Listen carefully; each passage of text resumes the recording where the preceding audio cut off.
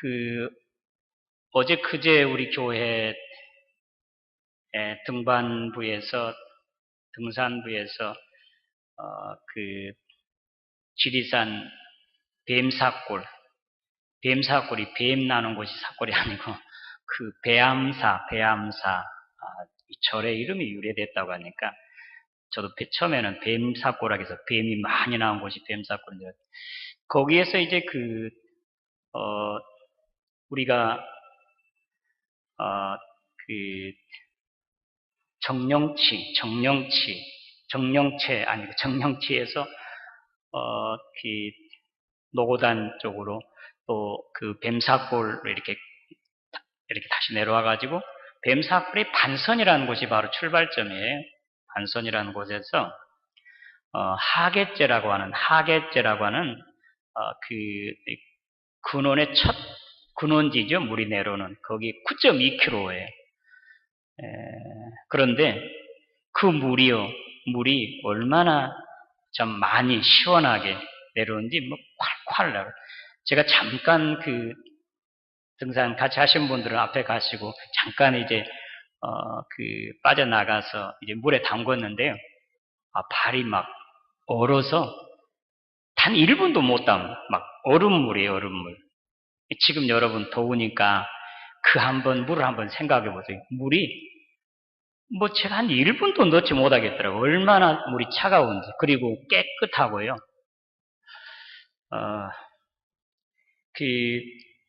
비가 온 지 사실은 자주 안 왔잖아요, 올해는. 그런데도 그 물이 지리산 각 계곡에서 흘러나오는 물이 막 콸콸 흘러나오는 장관이에요. 그리고 정말 신선하게 느껴져요.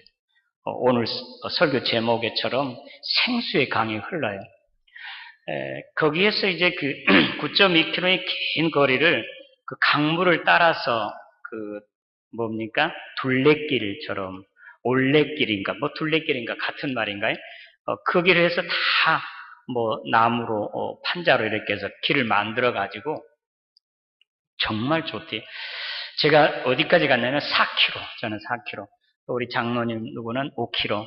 우리 김종석 권사님은 6km. 9.2km가 근원제예요. 저도 언젠간 한번 도전해보고 싶은 9.2km 한번 올라갔다가 내려오고 싶습니다.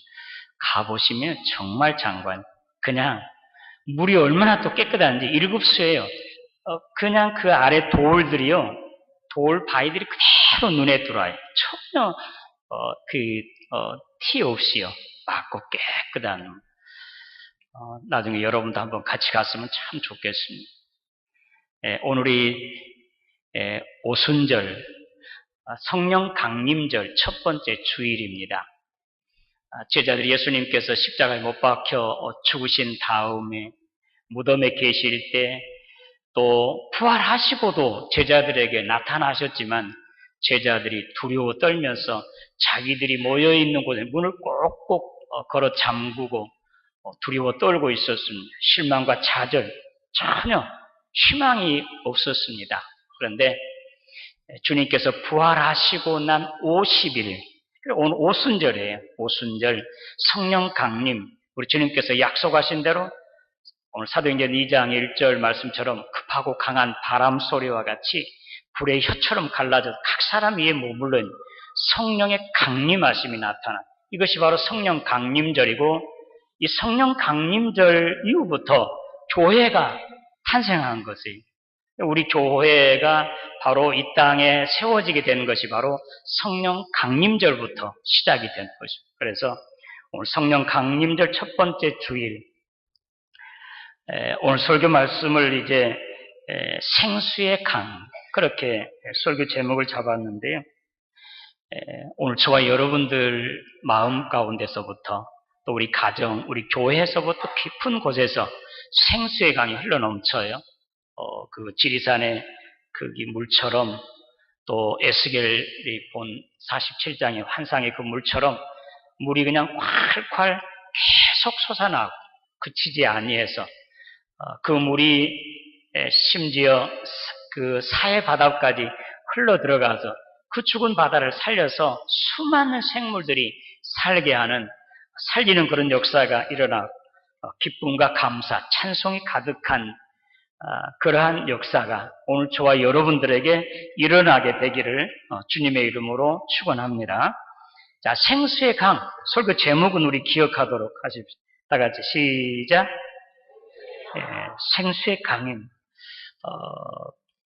우리 주님께서 오늘 요한복음 16장은 읽지 않았습니다만 요한복음 16장 37절에 44절의 말씀이에요.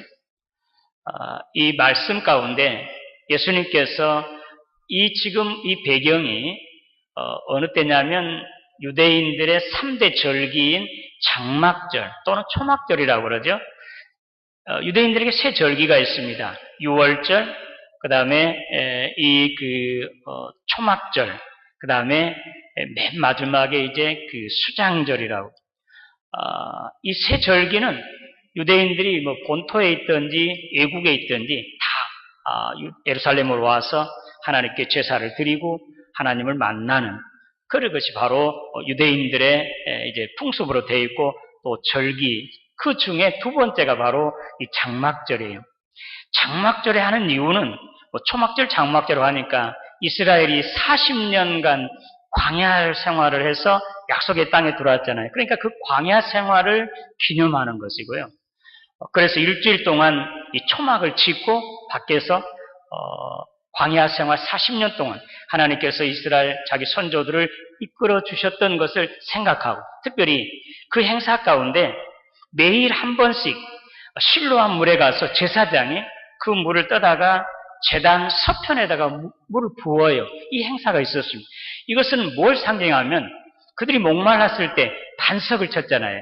모세가 반석을 쳐서 물이 나오게 함으로 그들의 목마름을 가람을 채워줬던 것을 기념하는 것이 바로 이 행사였습니다. 예수님께서 마지막 그 행사 끝나고 8번째 큰 명절이라고 그랬습니다. 장막절의 맨 마지막 지금까지 우리 주일날이죠. 이 큰 명절에 이제 그 제사장이 그 행사를 하는 중에 물을 떠서 이제 제단 서편에 물을 부었는데 그때 예수님께서 누구든지 목마르거든 내게로 와서 마시라. 그렇게 주님 말씀하세요. 그러니까 주님께서 이 목말라 하는 자들에게 이제 오라는 것. 그럼 내가 너에게 생수를 주겠다. 그렇게 말씀하세요. 장막절 행사 중에서 제사장이 실로암에서 물을 떠다가 제단 서편에다가 부을 때 백성들은 뭐라고 하냐면 우물들에서 기쁨의 우물들에서 물을 기르리로다. 이렇게 찬양을 하면서 제사장은 그 행사를 하고 있는 거지. 그러나 기쁨의 우물, 그 물 근원이 바로 우리 주님 당신이신 것을 말씀하세요. 고린도전서 10장 4절 말씀 가운데 보면 그 반석은 곧 예수 그리스도다. 그렇게 말씀하고 있습니다. 그러니까 이스라엘 백성들이 광야에서 목마를 때 물이 어디에 있겠습니까? 반석을 쳤어요. 바위를 치니까 그곳에서 물이 콸콸 솟아났습니다. 그 반석은 바로 우리 주님 예수 그리스도다. 그렇게 말씀을 하고 있습니다. 그래서 생수의 근원이 바로 우리 주님이신 것을 친히 말씀을 하고 있는 것입니다. 생수에 관한 이야기가 요한복음 4장에서 나오잖아요. 그 수가성 여인과 주님과의 대화 중에서 나에게 물 좀 달라. 그러니까 그 수가성 여인이 아니 당신은 유대인이면서 사마리아 여자인 나에게 물을 달라고 합니까? 그렇게 이제 대화가 시작되어요. 그래서 예수님께서 내가 물을 달라고 하는 자가 누구인 줄 알았더라면 내가 그에게 생수를 구했을 것이다. 물을 달라고 했을 것이고 그러면 그는 너에게 생수를 주었을 것이다. 이게 생수 여기 우물은 깊고 또 물을 뜰 두레박도 없는데 어디서 생수를 준단 말입니까? 여러분 그 요한복음 4장의 대화를 보면 그렇게 나와요. 그때 남편을 데려오라고 그렇고 그 다음에는 이제 선지자인 줄 알게 되고 그때서 이제 예배하는 것에 대해서 우리는 여기서 예배하는데 그리심산 당신들은 예루살렘에서 예배해야 된다고 하는데 어느 곳에 예배해야 됩니까? 그때 예수님께서 친정으로 신령과 진정으로 예배할 때가 있다. 여기서도 말고 저기서도 말고 지금 이때다. 주님 말씀하시면서 이 생수의 이야기가 나와요. 그러니까 이제 그 여인이 생수를 먹었어요. 주님이 주신 생수를 대화 중에 말씀 중에 먹었습니다. 그러니까 이것은 뭘 말하자면 예수님께서 메시아 되시고 하나님 아들이심을 믿게 되는 것이죠. 그래, 그 여인이 하는 현상이 뭡니까? 물동을 집어 던졌어요. 지금 난 12시예요. 난 12시니까 지금 사람들은 뭐 아무도 움직이지도 않냐고, 개미도 잠깐 쉰다고 하는 난 12시 뜨거울 때 사람이 눈을 피해서 물을 기르러 왔던 그 여인, 남편을 5이나 바꿔봤어도 전혀 만족이 없는 참으로 절망과 좌절 속에 슬픔 가운데 전혀 희망이 없는 그런 여인이 물동을 집어 던져버렸어요. 그리고 마을로 뛰어갔습니다. 와보세요, 여러분. 내가 만난 사람이 메시아가 아닙니까? 복음을 증가하니까 거기 수가성에 있는 모든 마을 사람들이 다 예수님께 나와서 예수님의 말씀을 듣고 그들도 믿고 구원받게 되는 역사가 일어나게 되는 것. 여기서 생수가 나와요. 주님으로부터 생수를 받아 먹었어요. 그 생수가 그 여인의, 그 사마리아 여인, 수가성 여인의 마음 깊은 곳에 솟아나요. 어떻게? 기쁨과 감사로, 찬송으로. 복음이 막 전파하는 것이죠. 복음을 듣는 사람들이 그들도 몰려와서 주님께 와서 그들도 예수를 말씀을 듣고 믿게 되고 구원받게 되는, 생수를 먹게 되는 이런 역사가 일어나게 되는 것이 생수. 오늘 이 말씀 중에서 이 생수, 이 생명, 그 생수의 강이라는 말씀 중에 생수의 근원이 어디인지, 제가 그 뱀사골에 9.2km 되는 그곳에 한번 근원지를 가보고 싶은데, 우리 오명석 권사님 5 갔다고 그랬는데 근원지 가보셨어요? 물 나오는데 안 가보셨어요? 가보신 별로, 우리 김종석 권사님도 안 가보신 것 같은데 생수가 흘러넘쳐요. 그러니까 생수가 흘러나오는 그 근원, 그 물이 나오는 곳, 그 물을 내는 사람이 어떤 사람인가? 오늘 친히 말씀을 하고 있는 것입니다. 장막될 때 예수님께서 이제 목마르거든 내게 와서 마시라 라고 말씀하시므로 생수가 바로 우리 주님께서 주시는 것을 말씀하고 있습니다. 에스겔 47장에 생수가 나와요. 그러니까 장로님 기도하신 대로 성전 동편에 우리 여호와께서 들어오신 그곳이 성전 동편문이에요. 문지방에서, 성전 문지방에서 물이 흘러나오는데 그것은 바로 우리 하나님 또 어린 양 예수 그리스도에게서 나오는 물, 그것을 상징하는 것이죠. 그 물이 처음에는 발목을 적시다가 나중에는 무릎을, 다음에는 허리를, 다음에는 천이래요. 그래서 헤엄쳐도 못 건널 만큼 큰 강을 이루게 되는데 이 생수의 강, 그 물이 흐르니까 어떻게 됩니까? 그 물이 흐른 강 좌우쪽에는 44절 12달 동안 한 번도 빠지지 않고 그때그때마다 새로운 과일이 열리게 되고 그 바다, 그 생수의 강에서는요 수많은 어부들이 와서 고기를 잡아서 그들의 생업을 하고 그 물이 흘러서 어디 그 아라바 사해 바다까지 흘러 들어가요. 그 죽은 바다가 살아나요. 그래가지고 이제 많은 사람들이 그곳에서 어장을 하게 돼요. 이런 역사가 일어나는 이 생수의 강. 이것이 또 어디 나오면 계시록 22장에 나와요. 수정과 같은 그 바다에 생수의 강이 흘러넘쳐서 온 백성을 살리게 되는데 이 생수의 강 어디서 나오느냐? 하나님과 및 어린 양 예수 그리스도에게서 나온 물이라고 그렇게 설명하고 있습니다. 계시록 22장. 그러니까 생수의 근원은 바로 우리 하나님이시고 바로 우리 주님이세요.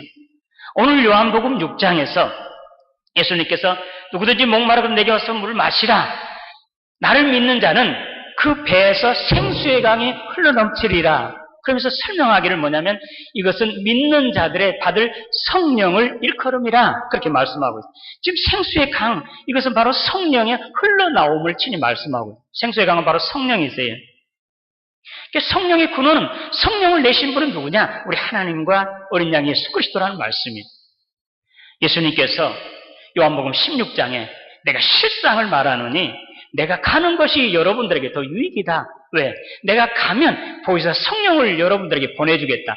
내가 가지 아니하면 보이사 성령이 여러분들에게 오지 않는다는 거예요.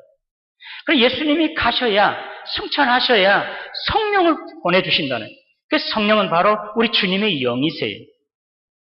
에스겔 47장에서나 계시록 22장에 그 생수의 강이 흘러나오는데 하나님과 어린 양에서, 그러니까 그 생수의 강, 성령의 근원은 바로 우리 하나님이시고 예수 그리스도라는 말씀이세요. 예수 그리스도께서 흘러나오는 그 생수의 강, 성령이 오늘 저와 여러분들의 마음 깊숙이, 이제 우리 마음 깊숙이 한 곳에서도 흘러넘쳐 우리 가정, 교회, 더 나아가 온 세상을 적셔서 살리는 이런 역사가 일어나게 되기를 주님의 이름으로 축원합니다. 그래서 생수의 강의 근원, 오늘 이제 사도행전 2장 베드로의 설교잖아요. 오순절 성령 강림이 임할 때, 이제 오늘 말씀 1절부터 21절까지 봤는데, 그 중에, 야, 저 사람들이 세술에 취했다. 그렇게 비방하잖아요. 그러니까 베드로가 이제 설교한, 여러분, 지금 시간이 3시잖아요. 그 이스라엘 시간은, 우리나라 시간은 6시간을 거기다 합하면 돼요. 그렇다면 3시면 6시간 합하면 9시잖아요. 그냥 9시부터 술 취해 주정한 사람이 없다는 거예요. 아무리 술 주정뱅이라도 한 12시는 넘어야 오후에 이렇게 술을 취하는 것이지, 아침 9시부터 미친 사람 아니면 술 취하지 않는다는 말 아니겠습니까? 지금 3시인데 지금 술 취했단 말이 그거 옳지 않다. 사실은 요엘 선지자가 이미 예언하기를 말세 마지막 때 하나님께서 이제 내 영을 이제 모든 백성들에게 부어주리니 너희의 자녀들은 예언할 것이고 너희의 젊은이들은 환상을 보고 너희의 늙은이들은 꿈을 꾸리라. 말세 남종과 여종에게 내 영을 부어주리라. 내 영. 하나님께서 하신 내 영이 뭐예요? 성령을 부어주신다는 거예요. 성령을 부어주시면 이제 모든 자녀들은 예언하고 또 젊은이들은 환상을 보고 늙은이들은 꿈을 꾸고 살아 역사하는 이런 역사가 일어나게 된다는 거예요. 말세 주님께서 부어주신다고 하는 하나님께서 약속하신 그 성령을 받아서 지금 이와 같이 일어나고 있다. 성령의 역사가 나니까 어떻게 합니까? 방언을 하죠. 각 나라 알아듣지 못한 방언을 합니다. 그런데 놀랍게도 이제 베드로와 거기에 모인 다른 성도들이 120명, 예수님의 12제자와 예수님의 가족들, 또 따르던 사람들이 거기에 모였던 사람 120명 성도, 하나같이 한 사람도 빠짐없이 성령의 충만함을 받았다. 그러면서 예언하고 방언하고 그렇습니다. 그러니까 이제 거기에 모인 사람들은 여기 사도행전 2장에 보니까 15개 나라들, 바데, 메데, 아랍, 아시아, 전 세계. 그런데 그곳에서 온 사람들은 2세, 3세들이기 때문에 아예 이 히브리어, 이스라엘의 모국어를 알지 못한 사람들이 거기에 모인 것. 그런데 자기 나라 말로 사도들이 말하는 것을 듣게 돼. 어떤 말? 하나님의 큰 일을 말하는 것을 그들이 듣는 것이에요. 사도들이 큰 일을 말하는 게 어떤 말인지 아세요? 우리 주님 메시아 되시고 세상을 구원할 구세주시다. 하나님의 아들이시다. 부활하셨다. 이 사실이 큰 일이에요. 하나님의 큰 일을 전하는 것을 자기 나라 말로 들은 것. 말이 서로 통하게 되는 거지. 성령의 나타나심으로 인해서 일어난 사건들이 서로 이제 소통하게 돼. 화해하게 되고 화목하게 되는 역사가 일어나게 되는. 여러분 바벨탑 창세기 11장에 바벨탑의 사건을 아시잖아요. 사람들이 교만해서 하나님같이 높아져 가지고 하나님과 견주겠다고 한다. 하나님께서 그들의 언어를 단절시켰어요. 서로 언어가 통하지 않냐니까 그 바벨탑이 와르르 무너지고 말았어요. 그들은 세계 각처에 흩어지고 말았습니다. 말이 서로 통하지 않냐. 그런데 오늘 사도행전 2장에 오순절 마가다락방에 성령이 임하니 말이 서로 통하게 되는 거죠. 할렐루야. 전에는 서로 각 나라에서 온 사람들이 자기 나라 말로, 지금 내가 이렇게 말하지만 미국 사람은 자기 나라 말로, 소련 사람은 소련 자기 나라 말로 지금 말이 하나님의 큰 일 말하는 것을 들려지게 되는 것. 말이 서로 통하게 되는 역사가 일어나. 성령의 역사는 이와 같이 화해하고 화목하게 소통하게 되는 것. 하나 되게 하는 것. 악령의 역사는 사분오유 나누게 하고 싸우게 하는 것. 사도행전 창세기 3장에 보면 사탄이 와서 아담을 유혹하고 하와를 유혹해서 선악과를 먹게 하잖아요. 그렇게 되므로 아담과 하와가 또 하와와 뱀이 또 자연이 모든 것들이 서로 사분오일 나눠지게 서로 싸우고 죽이게 돼요. 성령의 역사는요, 하나 되게 하고 살리는 일을 하고, 그러나 악령, 사탄은 서로 나누고 싸우고 죽이는 것이. 오늘 생수의 강, 성령의 역사, 이것이 정말 마음 깊은 곳에부터 흘러넘쳐서 참으로 서로 싸우고 다투고 사분오열된 것이 하나로 화목하게 되고 이제 살리는 그런 역사가 일어나는 오늘 저와 여러분 되시기를 주님의 이름으로 기원합니다. 성령의 역사 첫 번째, 이것은 바로 하나 되게 하는, 화목하게 하는 것. 우리 주님께서 에베소 2장에 바로 이 일을 하시는 것.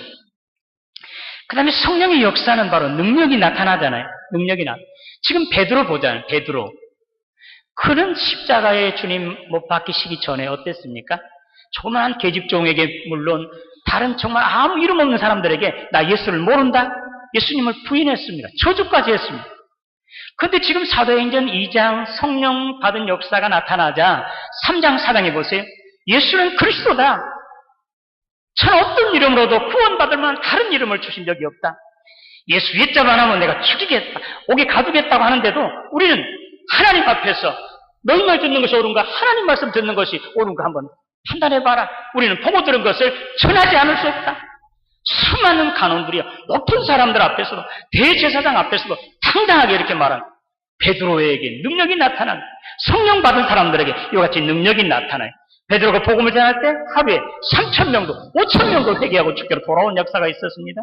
죽은 사람이 살아난 역사도 이럴 수 있었습니다. 성령의 역사는 이와 같이 능력이 나타나요.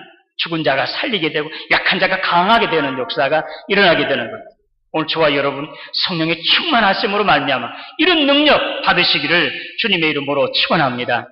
주님께서 마지막 승천하실 때 사도행전 1장 8절 오직 성령이 너희에게 임하시면 너희가 권능을 받고 예루살렘 온 유대와 사마리아 땅끝까지는 내 증인 되리라. 우리 주님 말씀은 성령이 임하시면, 성령 충만하면 권능을 받게 되어 있습니다. 베드로뿐만 아니라 다른 제자들도 이제 주님이 십자가에 못 박혀 돌아가실 부활하셔도 주님을 만났으면서도 그들이 모였던 것을 꼭꼭 잠고 두려워 떨고 있었습니다. 사도행전 2장에 다른 마가다락방에 성령이 그들에게 충만하게 임하실 때 그들은 바꿔졌습니다. 잠궜던 문을 활짝 열고 뛰쳐나갔습니다. 예수가 그리스도다, 하나님의 아들이시다, 예수를 믿어 구원받는다, 당당하게 이렇게 전하는 능력 있는 사람이 된 거지. 성령의 충만한 능력. 한 가지 우리가 조심해야 할 게 성령의 충만한 사람, 어떤 사람인가? 이번에 주보에 이제 다음 주부터 여러분, 이번 금요일부터 여러분들은 이제 구역 예배를 드리게 됩니다. 우리 부목사님이 이제 여기 그 구역 공간을 요약해 놨습니다. 여기 누가복음 4장에 성령의 충만함, 영성의 사람이 어떤 것인가를 이번 구역 예배 때 가르쳐 주고 있는데요. 성령의 충만한 사람은 어떤 사람은 막 죽은 자를 살리고 방언하고 예언하고 막 능력을 행하는 그것만을 성령이 충만한 사람 생각해요. 그러나 예수님께서는 누가복음 4장에 성령이 충만해가지고 마귀에게 시험을 받으러 광야로 갔습니다. 성령이 충만한 우리 주님은 바로 마귀에게 시험을 받으러 가게 되는 거예요. 그 마귀가 이렇게 유혹합니다. 이제 여기 있는 이 돌덩어리, 떡덩어리가 되게 하라고. 이 돌로 떡덩이 되라는 게 뭘 말씀하세요? 오늘날 우리 현실에 나타난 것, 이런 뇌물이나 먹고 세상적인 이 황금 신상이 돼. 이 돈이면 다다 생각하는 그런 것이잖아요. 그 다음에 이제 천하만국을 다 보여줘요. 그러면서 나에게 절하라. 내가 이걸 너에게 다 주겠다. 적당히 권세와 타협하고 그렇게 해가지고 모든 권세를 잡아 명예, 종기를 얻게 되는 그런 것, 유혹하는 것이죠. 그 다음에 예수님께서 거기에 넘어가지 않으니까 성전 꼭대기에다 올려 뛰어내리라. 그러면 내 발을 이제 붙잡아서 천사들이 딱 붙잡아줄 텐데, 야, 하나님의 아들이다. 이 메시아다. 그렇지 않겠느냐. 주님께 다 물리쳤어요. 성령 충만한 사람은요, 이와 같이 자기 권세, 명예, 어떤 세상적인 이런 것으로 생각하는 사람, 지금 우리나라의 현실에 나타난 누굽니까? 구원파, 바로 유병현이에요. 그는 정말 신령한 사람이에요. 그 성도들이, 구원파 성도들이 보세요. 지금 나타난 거. 목숨을 내걸고 지키려고 하잖아요. 그런데 그는 적당히 권세자들과 타협해가지고 재물을 다 착취해가지고 이런 악한 일을 몽땅 저지르고 있는, 이것이 성령 충만이 아니라는 거예요. 성령 충만한 것은 바로 정말 참 사람다운 사람이 되는 것은 정말 자연스러워요. 순수한 깨끗한 그런 사람이 되는 것. 이것이 바로 성령 충만한 사람이에요. 여기서 가르쳐주고 있습니다. 여러분 구역 예배 드릴 때 이 말씀 생각하시고 이 생수의 강이 흘러넘치게 되면 또 어떤 일이 일어나게 이 살리는 역사가 일어나게 오늘 저와 여러분들이 이 성령이 생수의 강이 흘러넘치게 한다. 오늘 성경 한번 사도행전 2장 25절 28절 한번 읽어보도록 같이 하겠습니다. 자, 다 같이 시작. 다윗이 그를 항상 내 앞에 계신 주를 배웠으며 나로 요동하지 않게 하기 위하여 그가 내 우편에 계시도다. 그러므로 내 마음이 기뻐하였고 내 혀도 즐거워하였으며 육체도 희망에 거하리니 이는 내 영혼을 음부에 버리지 아니하시며 주의 거룩한 자로 썩임을 당하지 않게 하실 것이로다. 주께서 생명의 길을 내게 보이셨으니 주 앞에서 내게 꿈이 충만하게 하시로다 하였으므로. 자, 됐습니다. 자, 성령이 충만한 다윗이 지금 기쁨과 감사, 찬송이 솟아나는 것. 기쁨의 샘, 생수의 강, 성령이 충만한 사람은요, 마음 깊은 곳에 막 기쁨에 솟아나요. 감사와 찬송이 넘치게 되는 것. 그래서 오늘 마지막 찬송 191장, 아까 우리 처음 했던 거, 우리 같이 함으로 이 성령은 하나님의 영, 예수 그리스도의 영이시고, 이 성령이 하는 것은 기쁨의 샘물이 막 철철 넘치게 돼. 그냥 성령 충만한 사람은요, 세상의 어떤 상황 가운데서도요, 기뻐하고 즐거워해요. 감사해요. 찬송하고. 다 같이 찬송 부르고, 1절만 같이. 내가 매일 기쁘게 설레게 되나 주의 팔이 나를 안보하며 내가 굵은 목을 가득 차는 이유는 주의 영이 함께하리라. 성령이 계시네 할렐루야 함께하시네 좁은 길을 걸으며 만나 기뻐하는 것 주의 영이 함께하리라. 성령 충만하심으로 생수의 강이 저와 여러분 가운데서 가정에서 이 교회에서 흘러넘쳐 세상 끝까지 적셔 온 세상을 살리고 실망과 좌절에 빠진 사람들에게 희망을 안겨주고 죽은 자를 살리는 이런 역사들 이루시기를 주님의 이름으로 축원합니다. 하나님 아버지 은혜 감사합니다. 오늘 성령 강림절에 마가의 다락방에 성령 충만하게 임하시과 같이 오늘 이 자리에 저들 가운데 성령으로 충만하게 임하여 주시옵소서. 우리 마음 가운데 성령 충만함으로 기쁨의 샘 생수의 강이 흘러넘쳐 이 기쁨과 감사 찬송이 세상 끝까지 전해지게 하시고 주의 복음을 전하게 하시고 또 세상을 살리는 우리 모두가 되게 하여 주시옵소서. 예수님의 이름으로 기도드리옵나이다.